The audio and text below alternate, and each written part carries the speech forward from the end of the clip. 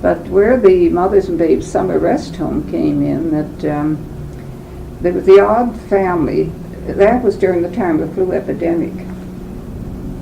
And unfortunately, in many cases where a child passed away, a parent passed away, and the depression years and so on and so on.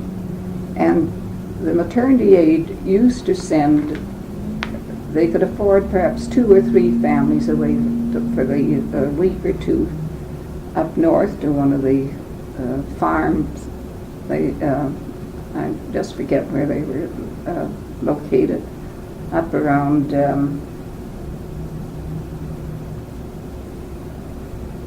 where is it that the most of the summer cottages, and they weren't developed. I'll think of it in a little while.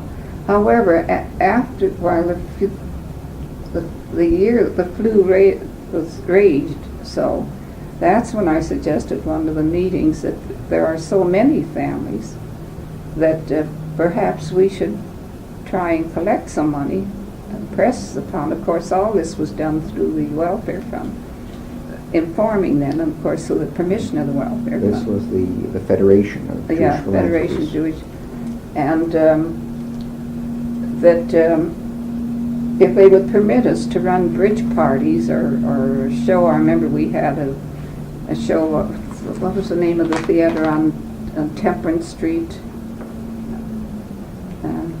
I'll think of it. It was only there for a short while. Anyway, his program was simply horrible.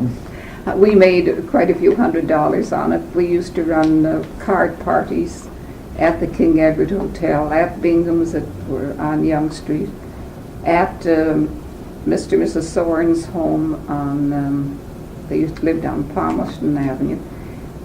And we accumulated a couple of $1,000s, and we rented a house in Bronte.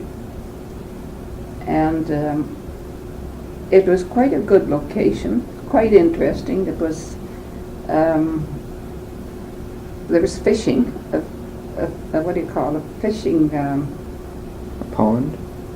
No, commercial. Oh, it was a commercial fishing? I don't know, they're still there. I've often wanted to go out there, although number 2 highway, this was before the other highways were built. Yeah. We opened in 1920. And really the women were simply marvelous. They schlepped the pots and pans from Kensington, and Mr. Wolfe of the Ontario Produce, they were then. They changed their name now.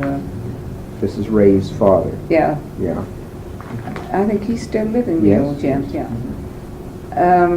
I pleaded to him, and he says, well, you just let me know what you want. We used to get the bags, not onions, not by the pound in those days, or carrots by the small bag. The large bags that were 60, 80, 90 pounds. There's very little in vegetables that we had to buy. They provided all the vegetables. Then Ida Seal and I approached the Star Fresh Air Fund, and